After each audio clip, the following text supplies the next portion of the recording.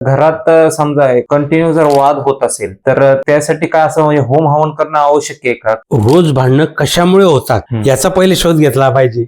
तिथून सुरुवात होईल. घरामध्ये पैसा आहे, सगळं काही आहे, पण उगाचच भांडण असले तर काय करावं? त्याला देऊन काय करणार आहे? तुझ्या घरात सगळं सुख आहे, तुला सगळं बायको देते हातात, तुझा शब्द खाली टाकू देत नाही, पण तुझी इच्छाच नाही शांत राहायची. तू सारखं आले की तिला मारतोच आहे, कशी शांतता राहील? मग ते कुठून उत्पन्न होतंय भांडण, त्याचं मूळ पहिले पाहावं लागेल, मग त्याच्यावर उपाय काही करता येईल. पण आता मला पोट भरायचंच म्हटल्यावर मी म्हणू शकतोय नवचंडी करा, शतचंडी करा, पण देवाचं तुम्ही किती केलं, तुमच्या मनातलं जर निघालं नाही तर त्याचा काय उपयोग? आपण शहरात राहतो, कोणावर विश्वास ठेवावा? कोण येणार आहे आपल्याला आजूबाजूला? तसं खेड्यात नव्हतं. छोटे छोटे घर आहेत, एक आवाज मारला तरी 10 लोक जमा होतील. इथून तर आवाज पण जाणार नाही. आता आपण इथे बसलोय, मला समजा उद्या तू मारलं तर माझा आवाज तरी पोहोचणार आहे का? आज समजा तुमच्याकडे 2 पाहुणे आले तर मी येणार नाही. कोण आलं, कुठून आलं, काय आलं, मला काय चौकशी करायची गरज आहे? पण तसं खेड्यात नाहीये. रामराम, कुठलं पाहुणे येतात ना, हा फरक आहे. पहिले ते मूळ शोधायला पाहिजे की बा कुठून होतंय, का होतंय, मग तेव्हा ते माणसाला कळलं की नाही बाबा घरामध्ये भांडणं का होत आहेत नेहमी, कशामुळे होत आहे, मग काही घरात आवाज येता का, काही दोष उत्पन्न झालाय का, मग त्याच्यावर ते ठरलं जातं.